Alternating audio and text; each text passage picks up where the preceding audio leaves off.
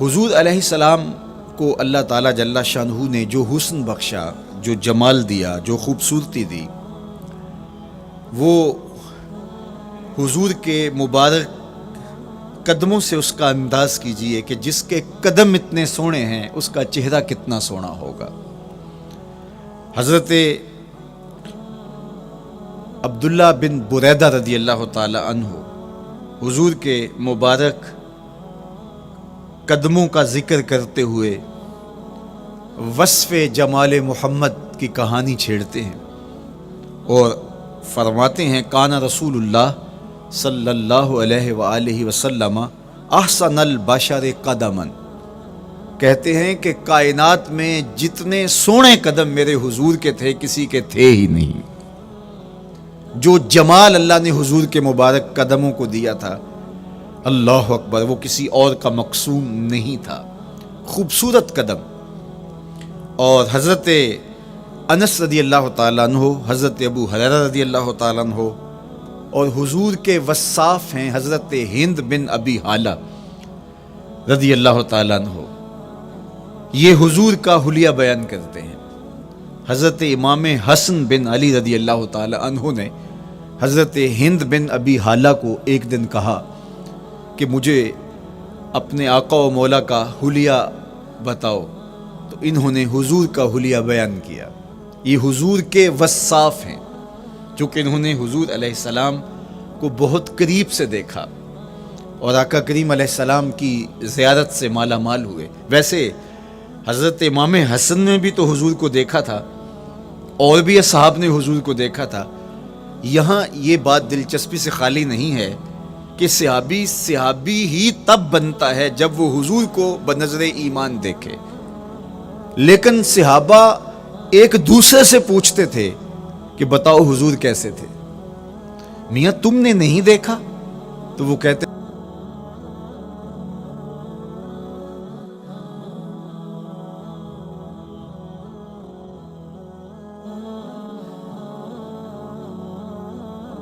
تھے بتاؤ تم نے دیکھا تو حضور کیسے تھے۔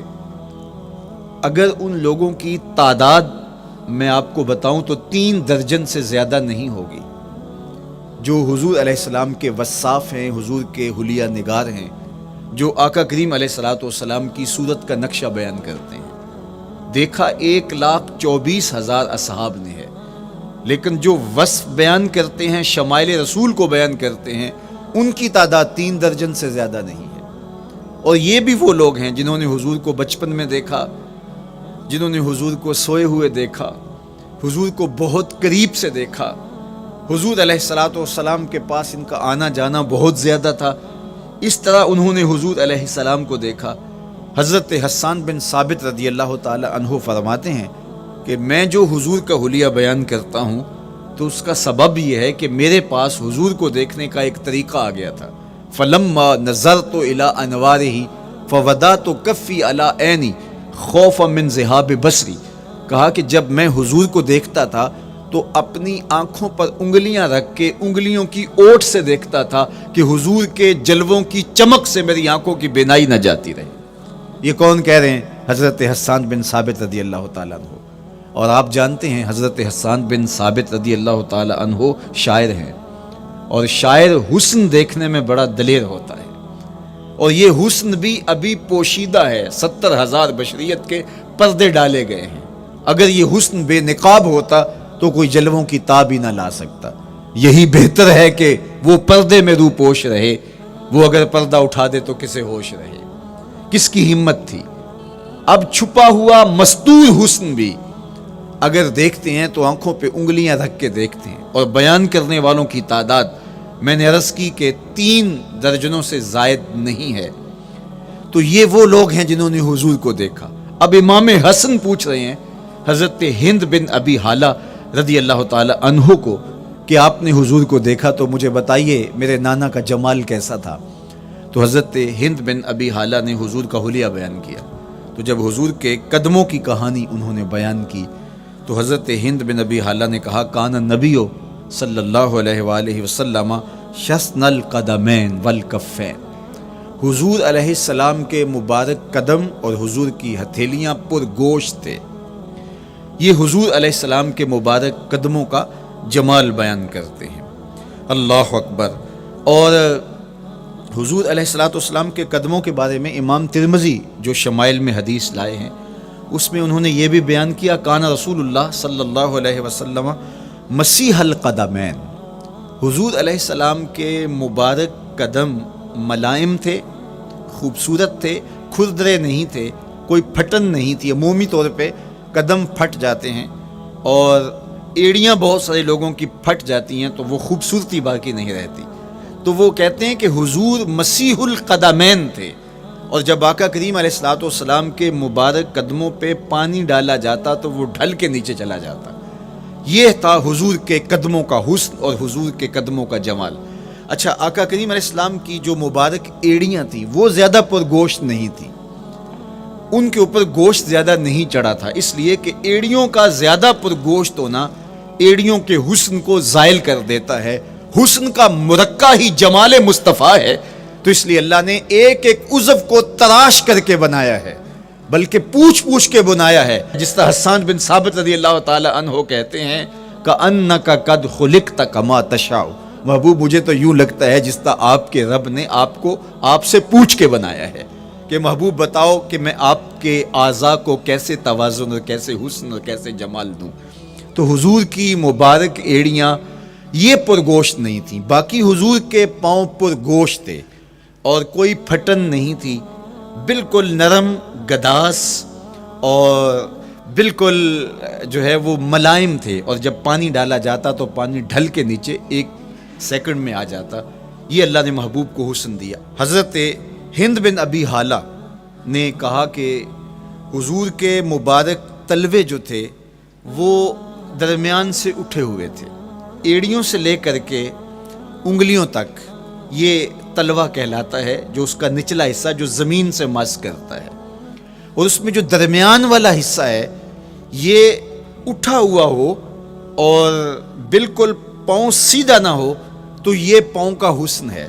پاؤں کا بالکل سیدھا ہو جانا یہ پاؤں کے حسن کو زائل کر دیتا ہے۔ اس میں تھوڑا سا خم ہو، جب چلے تو انگلیاں اور پنجے کا جو ہے وہ آگے والا حصہ زمین پہ لگے اور ایڑی لگے، اور درمیان والا حصہ زمین پہ نہ لگے، تو یہ حسن ہوتا ہے کسی کے پاؤں کے تلوے کا۔ اللہ نے محبوب کے مبارک قدم کی پشت کو بھی حسن دیا، حضور کے تلووں کو بھی حسن دیا، حضور کی ایڑیوں کو بھی حسن دیا۔ سائل الاطراف، حضور کی مبارک انگلیاں قدرے لامبی تھی، اور یہ حسن ہوتا ہے۔ انگلیاں چھوٹی ہوں، ان کا قد پست ہو تو پاؤں کی خوبصورتی دکھائی نہیں دیتی، لیکن اللہ نے اپنے محبوب کی انگلیوں کو بھی ایک لمبائی عطا کر کے اس کو بھی ایسا جمال دیا تھا، یار جو پاؤں کو دیکھتا رہے وہ پاؤں کو ہی دیکھتا رہ جائے۔ اللہ اکبر۔ اچھا، بعض احادیث میں آتا ہے کہ حضور علیہ السلام کے مبارک تلوے جو ہیں لیس لہا اخمس، یہ لفظ ہیں کہ وہ اخمس نہیں تھے، یعنی وہ درمیان سے اٹھے ہوئے نہیں تھے۔ تو اس کا کیا مطلب ہے؟ یہ حضرت ابو ہریرہ رضی اللہ تعالیٰ عنہ سے جو مروی روایت ہے اس میں یہ ہے لیس لہا اخمس، اور حضرت ہند بن ابی حالہ سے جو حضور کے مبارک تلووں کا حسن بیان کیا گیا ہے تو اس میں یہ بیان کیا گیا ہے کہ حضور علیہ الصلوۃ والسلام کا مبارک قدموں کا تلووں کا حسن یہ تھا کہ وہ درمیان سے تھوڑے سے اٹھے ہوئے تھے، اور یہ خوبصورت پاؤں کا جمال ہوتا ہے۔ تو ان دو چیزوں میں علماء نے تطبیق کی ہے۔ اللہ ان علماء کی قبروں پر رحمتیں نازل کرے جو حضور کے حسن پہ، حضور کے جمال پہ گفتگو کرتے رہے، اور ایک ایک عضو پر انہوں نے کئی کئی صفحات لکھے اور کتابیں انہوں نے تحریر کی حضور کے جمال پر۔ اب حضرت ہند بن ابی حالہ رضی اللہ تعالی عنہ، انہوں نے تو حضور کو گھر میں دیکھا تھا، یہ حضرت خدیجۃ الکبریٰ رضی اللہ تعالی عنہا کے فرزند تھے ابو حالہ سے۔ اب انہوں نے تو دیکھا، اب حضور لیٹے ہیں تو انہوں نے حضور کے پاؤں کو دیکھا کہ درمیان میں ہلکا سا خم ہے اور یہ پاؤں کا جمال ہے۔ اب حضرت ابو ہریرہ رضی اللہ تعالی عنہ نے جو حضور کے پاؤں کو دیکھا تو یہ اندرون خانہ کا دیکھنا نہیں تھا، تو انہوں نے کیسے دیکھا؟ تو حضرت ابو ہریرہ سے مروی ایک روایت سے سمجھ آتی ہے کہ انہوں نے جو کہا کہ لیس لہا اخمس، کہ ان کے مبارک تلوے درمیان سے اٹھے ہوئے نہیں تھے بلکہ بالکل برابر تھے، تو اس کا کیا مطلب ہے؟ تو حضرت ابو ہریرہ سے ایک روایت مروی ہے، وہ فرماتے ہیں کہ جب حضور علیہ السلام کسی چٹان کے اوپر چلتے تو حضور علیہ السلام کا وہاں قدم پڑتا تو وہ اس چٹان کے اندر حضور کا قدم گھس جاتا، وہ موم کی طرح چٹان نرم ہو جاتی۔ اس طرح زمین پر بھی حضور چلتے تو مبارک پاؤں کا جو نشان قدم ہے وہ پورا دکھائی دیتا۔ تو حضرت ابو ہریرہ رضی اللہ تعالیٰ عنہ اس سے یہ سمجھے کہ حضور کے تلوے جو ہیں وہ برابر ہیں۔ تو علماء نے اس پر گفتگو کی ہے۔ ایک تو حضور جب چلتے تھے تو آقا کریم پورے زور سے قدم زمین پہ رکھتے تھے اور اس وقار سے چلتے تھے کہ جس طرح حضور اونچائی سے نیچے کی طرف اتر رہے ہوں۔ تو جب پاؤں کو جما کر کے زور سے رکھا جائے تو پھر جو ہے وہ نشان نیچے پڑتا ہے۔ یا اللہ اپنے محبوب کے لیے زمین کو اور پتھروں کو بھی نرم کر دیا تو پھر حضور کے تلووں کا نقش بھی زمین کے اوپر جو ہے وہ حویدہ ہو جاتا۔ سلطان قاتیبائی نے ایک ایسا ہی پتھر جس کے بارے میں شنید تھی کہ اس پر حضور کے قدموں کا نقش موجود ہے، تو انہوں نے 20,000 دینار کے اندر وہ خریدا اور انہوں نے یہ کہا کہ جب میں فوت ہو جاؤں تو حضور کے قدموں کے نشان والا پتھر میری قبر کے سرہانے بطور کتبہ لگایا جائے۔ علامہ شہاب الدین خفاجی علیہ رحمہ لکھتے ہیں ہوا موجود الی الآن، وہ اپنے دور میں کہانی بیان کہتے ہیں وہ آج بھی سلطان قاتیبائی کی قبر کے سرہانے وہ پتھر نصب ہے جہاں حضور کے قدموں کے نشان موجود ہیں۔ اللہ اکبر۔ تو آقا کریم علیہ السلام کے مبارک تلوے، حضور علیہ السلام کی کم گوشت تراشی ہوئی ایڑیاں اور مسیح القدمین حضور علیہ السلام کے ملائم نرم گداز پاؤں، ان کا حسن اور ان کا جمال، اور آقا کریم علیہ السلام کے قدموں کی انگلیاں جو قدرے لمبی تھی اور ان میں جو درمیان والی انگلی تھی وہ زیادہ لمبی تھی، اس پر حضرت میمونہ بنت کردم رضی اللہ تعالی عنہا اس انگلی کا حسن بیان کرتی ہیں، کہتی ہیں مجھے شوق ہوا کہ میں حضور کو دیکھوں، تو اپنے والد گرامی کے ساتھ حجۃ الوداع کے موقع پر میں بھی سعادت حج پا رہی تھی، تو حضور کو ملنے کے لیے جب ہم پہنچے تو آقا کریم اونٹنی کے اوپر سوار تھے، ناکا پر جلوہ فراز تھے، تو میرے میں ہمت نہ ہو سکی کہ حضور کے چہرے کو دیکھ سکوں۔ ایسا جلوہ، ایسا جمال، اللہ اکبر، اور ایسا روب اور ایسی چمک چہرے کی اور تابشیں تھیں کہ میرے اندر ہمت نہ ہو سکی کہ میں حضور کے چہرہ نور کو دیکھ سکوں۔ اب آقا کریم اونٹنی پہ سوار تھے تو میں حضور کے مبارک پاؤں کو دیکھنے لگی، میں بس حضور کے پاؤں کا جمال اور خوبصورتی دیکھنے لگی، اسی میں کھو گئی۔ اب حضرت میمونہ بنت کردم رضی اللہ تعالی عنہا حضور کے مبارک قدموں کی ایک انگلی کا حسن بیان کرتی ہیں۔ اللہ اکبر۔ حضرت میمونہ بنت کردم سے یہی ایک روایت مروی ہے، ساری زندگی ان کے پاس سرمایہ یہی تھا، جب کسی مجلس میں جاتی تو وہ کہتی تمہیں بتاؤں حضور کی مبارک انگلی کا حسن کیا تھا، یہ سرمایہ ساتھ لیے پھرتی کہ میں نے حضور کی انگلی کو دیکھا ہے، میں نے حضور کے قدم اور حضور علیہ السلام کے تلووں کی زیارت کی ہے۔ تو وہ اس حسن کو بیان کرتے ہوئے کہا کرتی تھی فما نسیتو فی ما نسیتو طولا اصبع قدمہ السبابہ علی سائر اصابعہ، جو سبابہ انگلی ہے، انگوٹھے کے ساتھ والی انگلی کو سبابہ انگلی کہتے ہیں، اور اس کے ساتھ والی انگلی کا جو قد دراز تھا اور باقی انگلیوں کی نسبت وہ انگلی لمبی تھی، کہا اس کا حسن آج بھی میری نگاہوں میں گھومتا رہتا ہے اور ہر وقت میرے تصور میں رہتا ہے، میرے تصور سے کبھی اس انگلی کا جمال ہی ختم نہیں ہوا، انگلی کا حسن ہی کبھی زائل نہیں ہوا، ہر وقت اس کے تصور میں کھوئی رہتی ہوں۔